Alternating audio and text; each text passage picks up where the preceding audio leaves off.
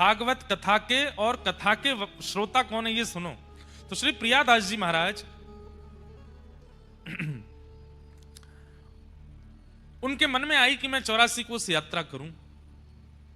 कथा करते थे, भक्तमाल की बड़ी मधुर मीठी कथा करते थे। यात्रा करते करते आप पहुंचे हमारे ब्रजमंडल में, हरियाणा की सीमा से।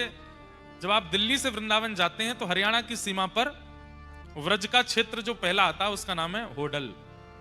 होडल वहां पर शेख शाही भगवान है।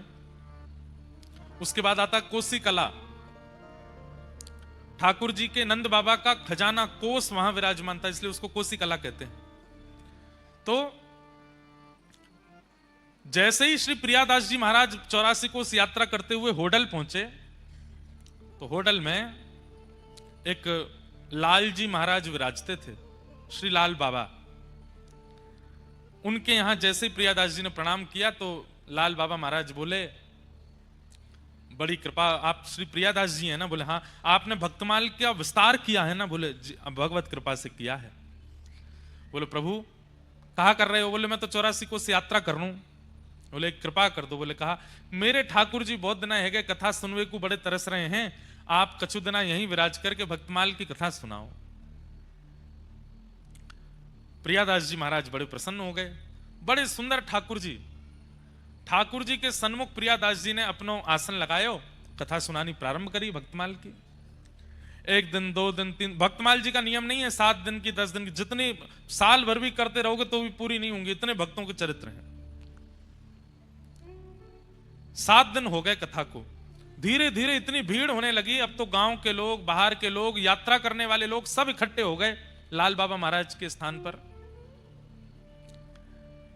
उनके ठाकुर जी को कथा सुनाते थे प्रियादास जी महाराज। अब श्रोता तो आते, श्रोताओं में भांति भांति के लोग आते हैं, गांव के लोग आते हैं, कुछ भोजन करने वाले लोग आते हैं। कई जगह कथा में प्रसाद की व्यवस्था होती है तो कई लोग केवल प्रसाद पाने ही आते हैं। कथाओं में लिखवा दिया जाता है कि कथा के बाद भोजन प्रसाद की व्यवस्था, तो भीड़ दुगुनी आती है। और वो भीड़ भी कब आती है? जब कथा विश्राम होने वाली होती है। जैसे अमूमन कथाओं का समय 3 से 7 होता है, 6 बजे भीड़ आती है, 7 बजे तक कथा सुनेंगे, फिर बढ़िया प्रसाद पाएंगे। हर तरीके के लोग आते हैं कथा में, कई जगह चोर भी आते हैं। अब यहां प्रियादास जी कथा सुना रहे थे, उनमें ही सुई चोर आ गए। 4-5 चोर आकर के बैठ गए, प्रेम से कथा सुनने लगे। कथा सुनते सुनते एक दूसरे को कोहनी मारी, कथा में ज्यादा मन मत लगाओ, पेट पूजा करनी है, ढूंढो कोई सामग्री दिख रही है दूर दूर तक। अब बाबा जी का आश्रम, वहां कौन सी कोई सामग्री होती है? कुछ ऐसा विशेष था नहीं। सब जगह ढूंढ धाड़ करके इधर उधर देख करके देखा, कुछ मिला नहीं। एक चोर ने कही, भाई देखो और तो कुछ दिख नहीं रहा। वे पीले पीले वस्त्रों में भगवान बड़े चमक रहे हैं और इनके पीछे चांदी का सिंहासन लग रहा है, नीचे चांदी की आरती, चांदी की थाली, चांदी की कटोरी, चांदी के बर्तन सब दिख रहे हैं। अभी ये तो हमको दिख रहे हैं, अंदर गर्भगृह में ना जाने कितनी सारी वस्तु होंगी। अगर इन ठाकुर जी की चोरी कर ली जाए तो आनंद आ जाएगा।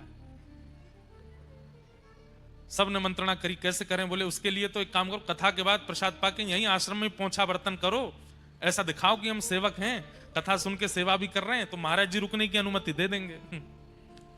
कथा सुनने के बाद प्रसाद पाकर के सब भक्तों को प्रसाद परोसा चोरों ने। बाबा जी देख रहे हैं, बोले वाह बढ़िया भक्त आए हैं, आज परोसवाई करवा रहे हैं। और जाके महाराज जी से, महाराज जी और सेवा बताओ। बोले वहां गौशाला में गोबर उठवा दो। चारों दौड़ करके गए, गोबर उठवाया है।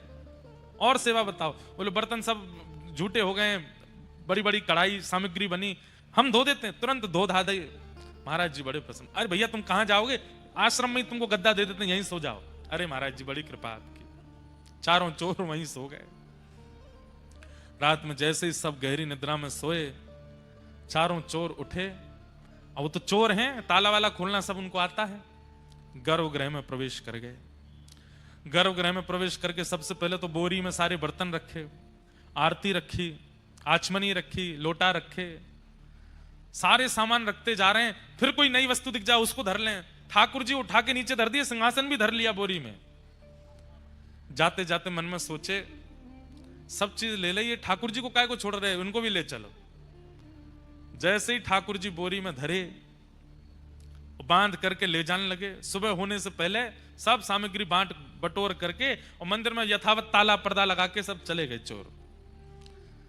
सुबह मंगला आरती के लिए महाराज जी उठे, स्नान ध्यान करके जैसे ही मंदिर में गए, ताला खोल के पर्दा खोला, सब साफ, कुछ भी नहीं वहां। तो अब यहां तो हल्ला मचा, महाराज चिल्लाने लगे, बाबा अरे मेरे भगवान चोरी हो गए, अरे मेरे ठाकुर जी चोरी हो गए, अरे मेरे ठाकुर जी को कोई लेके चला गया।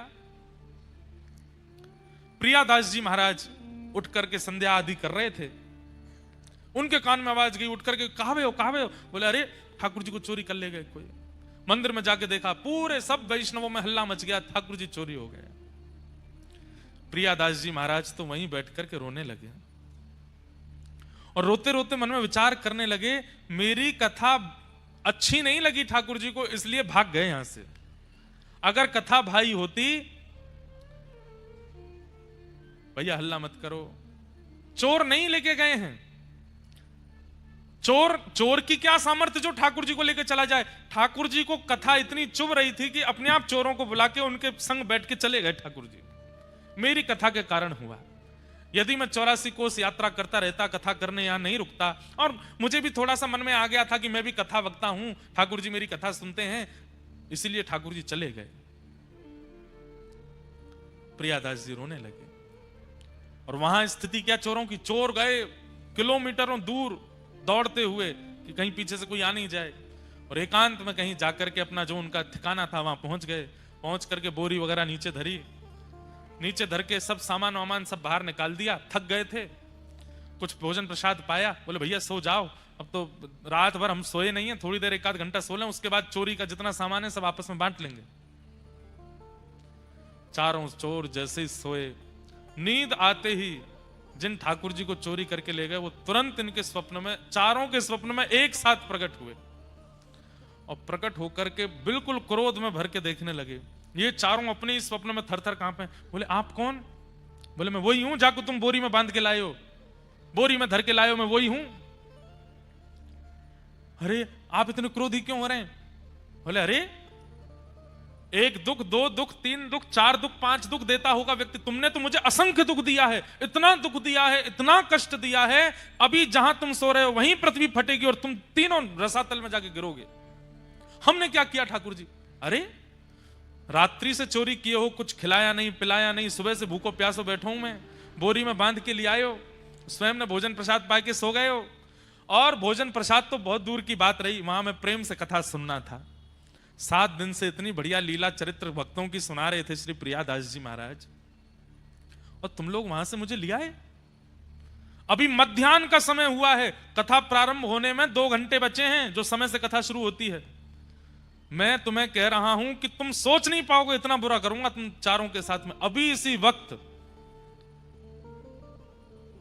मुझे लेकर के वहां जाओ। हाँ ठाकुर जी हम अभी उठ करके लेके, और सुनो सुनो सुनो, जितना सामान लेके आए हो मंदिर का वो सब भी लेकर के जाना, और अपराध किया है, कथा छुड़वाई है मेरी, तो दंड तो देना पड़ेगा। बोले तो क्या दंड है? बोले जब से तुमने चोरी करी है तब से आज तक जितना सामान तुम्हारे पास है वो सब भी बाबा को भेंट करके आओ वहां जाके, जहां से मुझे उठा के लाए हो। चोर तो तुरंत उठ गए, बोले जान प्यारी है, प्राण निकल जाएंगे। ठाकुर जी तुरंत चरणों में प्रणाम किया, सुंदर पालकी बनाई, पालकी में ठाकुर जी बैठाए। जितना सामान चोरी करके लाए थे वो एक रात में तो 1 बोरी भर के लाए, अब तो 15-20 बोरियां भर ली। क्यों? जितना सामान चोरी किया सब भर लिया। लेकर के नाचते गाते हरे कृष्ण हरे राम कीर्तन करते हुए जा रहे हैं। वहां पर सब रो रहे थे। इतने में किसी ने अल्लाह के बाबा देखो ठाकुर जी आ गए, ठाकुर जी आ गए। तो देखे आहा पालकी में विराजमान होकर के ठाकुर जी बढ़िया उछल उछल करके आनंद करते हुए आ रहे हैं। बाबा ने तो उन चोरों के पांव छुए, जय हो भैया, पता नहीं कहां के मनुष्य चोर चोरी करके ले गए थे, तुम बढ़िया हमारे ठाकुर जी को बचा लाए उनसे। चोरों ने उल्टे चरण पकड़े, हम कोई अच्छे आदमी नहीं है बाबा, तो हम ही तो चोरी करके ले गए थे। तुम चोरी करके ले गए थे तो फिर वापस क्यों ले आए? पूरी कथा बताई। बोले ठाकुर जी स्वप्न में आए और स्वप्न में आकर के बोले मुझे वहीं लेकर के जाओ, सारी सामग्री लेके जाओ और पूर्व में जितनी चोरी करी है वो सामान भी मंदिर में चढ़ा करके आओ। बोले ठाकुर जी ने आज्ञा की थी कथा शुरू हो उससे पहले पहले हमें पहुंचा देना, नहीं तो पृथ्वी फट जाएगी। प्रियादास जी ने जैसे ही सुना कि ठाकुर जी कथा सुनने के लिए वापस आए हैं, तुरंत ठाकुर जी को हृदय से लगा लिया और ठाकुर जी को वचन दे दिया, नाथ अब ये चोर तो यहीं रहेंगे, इनको भी भगत बना देंगे, सब सामान वान जो है ठीक है, अब जब तक संपूर्ण भक्तमाल पूरी नहीं हो जाएंगी, पहले तो ऐसा मन था कि 10-12 दिन में कथा करके चले जाएंगे, लेकिन अब जब तक पूरी कथा नहीं हो जाएंगी तब तक हम कथा आपको सुनाते रहेंगे, पूरी भक्तमाल आपको सुना करके तब यहां से आगे जाएंगे। आज भी 84 कोस की यात्रा में उन ठाकुर जी के दर्शन होते हैं जिन्होंने पूरी भक्तमाल स्वयं बैठ करके सुनी और चोरन ते लड़ झगड़ के वापस आए गए, मुंह वापस छोड़ के आओ, मुंह कथा सुननी है पूरी।